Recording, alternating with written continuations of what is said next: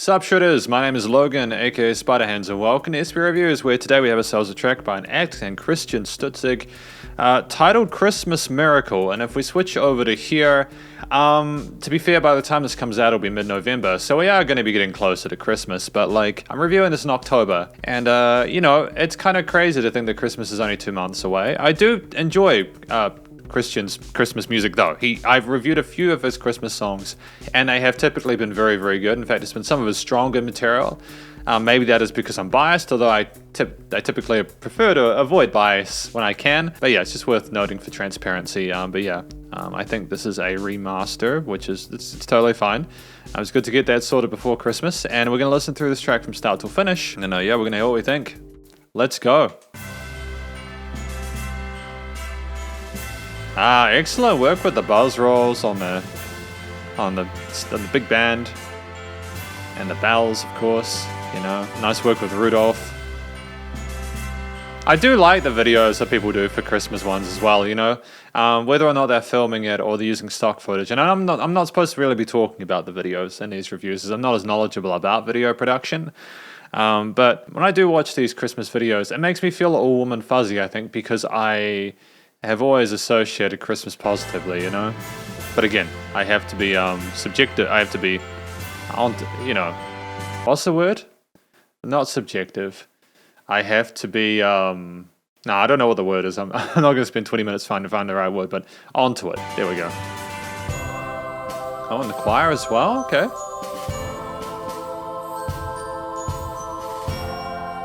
Interesting combination there of different sort of like 16th grooves there with the choir whole notes.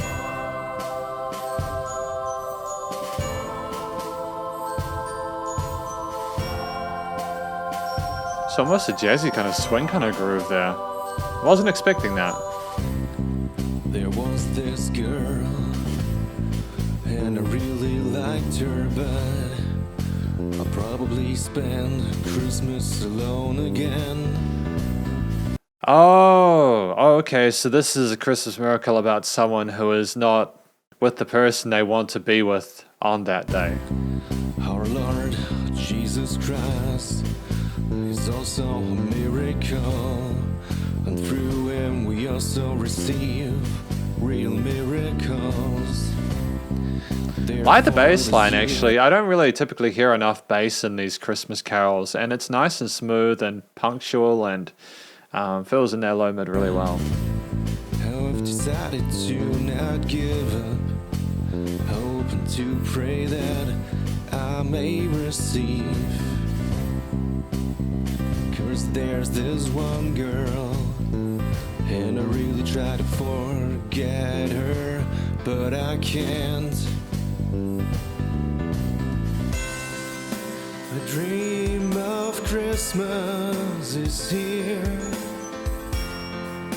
My biggest wish has come true. You stood here at my door, and I played. I'm not sure how I feel about the way the drums are being played with the groove on the let me rephrase that. I'm not sure how I feel about the way the drum groove is being done with everything else in the mix. My song to you. Are we doing a polyrhythm or a polymeter thing here? I'm not sure. Like, I don't think it's polymeter. I'm not used to there being this sort of shift, this kind of shuffle away from 1, 2, 3, 4. It's like we're trying to break it into triplets or something like that. Promise me just one thing, that you never left. Dun, dun, dun, dun, dun, dun, dun, dun, dun. Yeah, because I think there's typically a swing groove here, but we're going for straight 4/4 and this sort of drums. Go again. No matter what happens, and I promise you every day. It's kind of like a progressive Christmas carol in that respect, I suppose. To forget her would be the easier way. Da, da, da, da. Yeah, because you got the bass in that swing triplet kind of groove, and then the drums are in straight 4/4. But that doesn't work for me. Spicy, Christian. For I all the more for my very personal Christmas miracle. So I think we're wanting the person to actually come back and spend time with them and for things to kind of be better, you know? No, I don't. I hope we run into each other at some point. Start a good conversation and she decides for me. We get happy and old together. So yeah, I think I understand what the Christmas miracle is. The Christmas miracle is them coming back together, meeting each other, sort of having a future together, that kind of thing. To be fair, I think that people need to be around others on Christmas. I feel like people need a connection to the people around them that matter, you know. It's really rough when you're alone on Christmas and New Year's, you know. So hopefully if this is something that Christian is actually going through, hopefully Christian can find people to be with during this time. A dream of Christmas is here. My biggest wish has come true. You stood here at my door and I played my song to you. Please promise me just one thing. I like the whole no strings though. The only real complaint I've got about this track at the moment is that I don't like the fact that you've got the straight sort of quarter note groove with the drums, with the swing sort of pacing of everything else. That's it. Just full disclosure. If you see me not entirely pleased with what I'm hearing, it's just simply, and it's a very subjective thing, I suppose, because what I want to, especially with a track like a Christmas track, and like I love the fact that we're doing something kind of different and unique. I think that's really great. If you'd had the switch up sometimes, maybe gone back into swing triplets for the hook and then gone dun dun dun dun dun. That would have been a nice contrast, and that would have been sort of kind of like, oh wow, we're really proficient on that kit. We're really making those different parts distinct. You know what I mean? That you never let me go again. No matter what happens, and I promise you every day it's like Christmas. Because everything else is absolutely sensational. That brass is too loud though. That brass is a bit too loud though. It's too resonant. It's a bit rough. Because I'd argue that there's a couple of things I want to point out at this point in time, which I probably shouldn't. I should go through the track before I do that. Yep, that brass is a little bit too loud.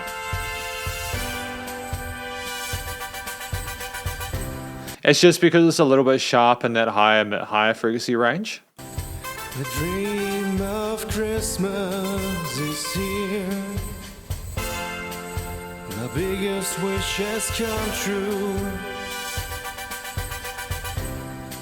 You stood here at my door and I played my song to you. Please promise me. Okay, it's nice to have the brass here, but it's giving me a little bit of a headache actually. Just one thing, that you never let me go again. I think like the composition is fine. Like I understand what we're doing from that perspective. What happens, and I promise you every day it's like Christmas. I mean, when I say that we've got like a straight 4/4 and a triplet, I know that we've got like 1 and a 2 and a 3 and a 4 and a da da da da da da da da. It's see, my brain is not able to cope with that. Da da da.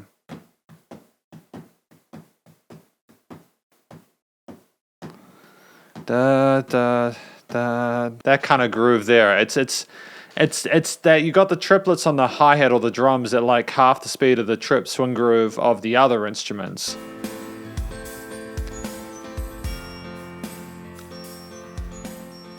Yeah, no, so this is Soundmare who did it. I'm not sure if I like the mixing that Soundmare has done, because I don't think this is something that you can necessarily fix in the mastering. Oh, yeah, I've got a real headache now, dude. I don't think this is from this track. Damn, I wish I got a migraine. That's rough, man. I don't think that's because of what Christian's done today, but yeah. Because this is the conclusion of my review of this track, Christmas Miracle by Christian Stutzig. What do I think this track is about? I think this track is about someone who is alone at Christmas or is potentially going to be alone at Christmas, and they're wanting to. There's this person that they love or that they adore, and they're really wanting them to come back. And they're really struggling with the fact that they're not in their life, and they want them to come back for Christmas so that they can be together and have a future together. And I think that's kind of beautiful. You got the kind of religious overtones as well, you know, like the praying to God for it and everything like that. You know, obviously that's fine. You know, as I understand it, Christmas is a religious holiday anyways, which is, you know, either way, it's fine. Don't get me wrong. It's just like it makes sense within the context of the main sort of arc of the story itself. You know, it's kind of a beautiful sort of thing, really, to sing about, you know, providing, of course, that there is a happy ending, and for, you know, some people they get that Christmas miracle and some people they don't. But again, as long as this Christian can find some support during this time, I really hope he can, just to get through it, because it can be a bit rough at Christmas time if you don't have people to be with. But I think that's what the track is about, effectively. And at the end of the song, I think they do get together and they do have like a life together and stuff like that. So that's kind of pretty. You know, that's a nice happy ending to it, you know. What do I think, you know, outside of this track, it's the vocal performance by Christian. I think that Christian is getting the hang of singing, and sometimes the vocal performances are really good. I think that this time he sang the notes, they were the right notes, and his vocal technique, you know, it's good. I'm liking some of the head and chest voice that we're doing. The unfortunate thing about this track is, from a compositional perspective, is that his vocal range is kind of in the middle of some of those instruments and harmony parts. And even though you could hear his voice clearly in the mix, and that is testament again to the mixing and mastering, to be fair to Soundmere and Christian, it still sounded like it was very much in a similar place to, like, for instance, it's above the bass, but some of the overtones of the bass are sort of resonating with Christian. And then you've also got some of those stuff on there was panned on the sides that were kind of grafting a little bit into what was going on with Christian's vocal stuff. So while I do appreciate what Christian was doing with his vocals, sometimes I found that there was just a little bit too much sort of harmonically similar with some of the other elements of the arrangement that was sort of choking it a little bit. I'm sure that if you listen to this through different devices, it might be different. You know, these headphones, they don't accentuate vocals that much, so maybe through phone speakers they're really loud, but you know what I mean? This is my interpretation at this point in time with that. I think they did a great job with the actual motif behind it for the most part. I really enjoyed the sound of it, how Christmassy it was with those bells and jingle jangles and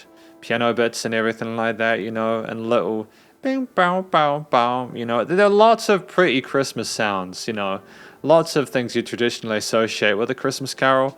They had all the staples here, and you know, including the choirs and everything like that. Occasionally it came in as an additional pad-like synth layer, and you know, it's great. You know, it does sound like Christmas. It does sound like there's going to be a Christmas miracle. It's hopeful. The structure of this track at 5.5 minutes, that is a long track, and I liked the most of it. I got the hang of what the song was about fairly early on, but I was happy to listen through the rest of it. I'm not sure if we needed to repeat those brass parts at the end for as much as we did.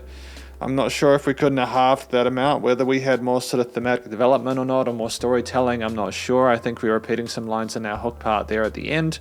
It could have been, I think that could have been good as like a fade out. You know, that part with the fade out could have been good at the end, as opposed to having like them in the same volume. Unless I'm mistaken, I'm just tripping right now. I was getting a bit of a headache near the end. And just on the topic of the headache, I suppose it's more of sort of like a mixing and mastering thing, but also it's just, again, the arrangement of this track at 3 minutes 30, even if I enjoyed the structure of it, and even if I could tell what was going on with the story, and even though I was, you know, following along, and it does sound Christmassy, and I like the fact that the motif matches the story and the vocals told the story pretty well. There was some parts like that brass at the end which just sounded a bit sharp to me, and maybe it's just simply because it was just kind of a little bit too resonant. It just felt like it was louder than some of the other elements and was kind of pushy, and I think that could be a resonant frequency thing with some of those mid-high frequencies and that brass, just whether it's a sample or not, I'm not sure. It is meant to be perky like that. It is meant to be sort of like kind of ba ba ba ba ba, you know, but it just was a bit much for me, I suppose. And that's okay, you know, like that's okay. At the end of the day, each of us are different, but it's something to be aware of that, like as a music reviewer, I'm not sure if that's really could have been It could have been put down like 0.25 dB or something, and it would have been fine. Or it's worth just going through with like a visual EQ and sort of like scanning for any resonant frequencies in there, like 1 to 4, maybe 1 to 5 kilohertz range, just to make sure there's nothing weird happening there. But aside from that, that's good. It was, the instruments were panned well and found places in the stereo field for them to sit out. I suppose we should talk about the production, recording, mixing, and mastering. No, we've got to talk about the stuff I was talking about with the triplets and the chord notes. I know that seems a little bit sort of like iffy maybe to some people, like spending as much time as I did on the groove of it, but rhythm is so fundamental to music. And I think with a song like this, where it's meant to be something that's kind of easy to follow along to, cheery and kind of like chill and kind of like upbeat and positive, to an extent, the story wasn't particularly positive if you think about it. It's someone who's like alone on Christmas and desperately wanting their Christmas. It's not a particularly upbeat or positive track, even if it's like the music is trying to voice it as such. There might be a little bit of cognitive dissonance there, but regardless, I think the last thing you need at that point is to then have like the drums take a departure from the rest of the groove of the rest of the tracks with those swings. It needs to be one or the other, especially for the hooks.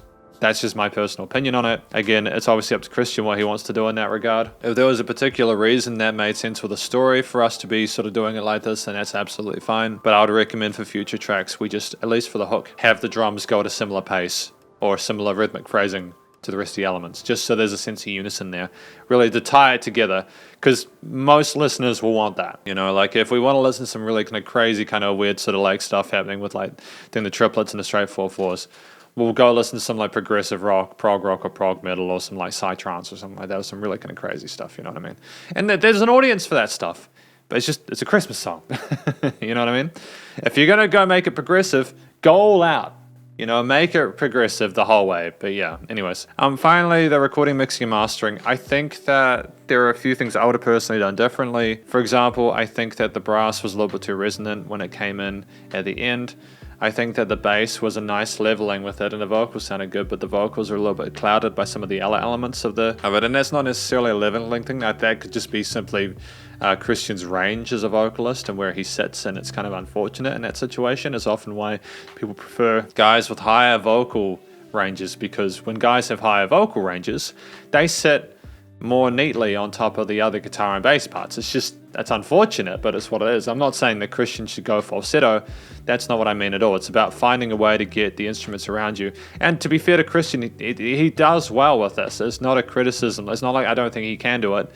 It's just there's a lot of stuff going on in this track, and it's a big song, and we just, it's just something I observed. Yeah, sure, vocals were recorded all right, They were reasonably well filtered and EQ'd, like they were balanced in the mix, and the leveling, aside from what I've talked about with like the bass and stuff like that, was fine, There was a bit of compression there to sort of like level everything else, especially in the master channel limiting, and compression was good. It was nice and loud without pumping.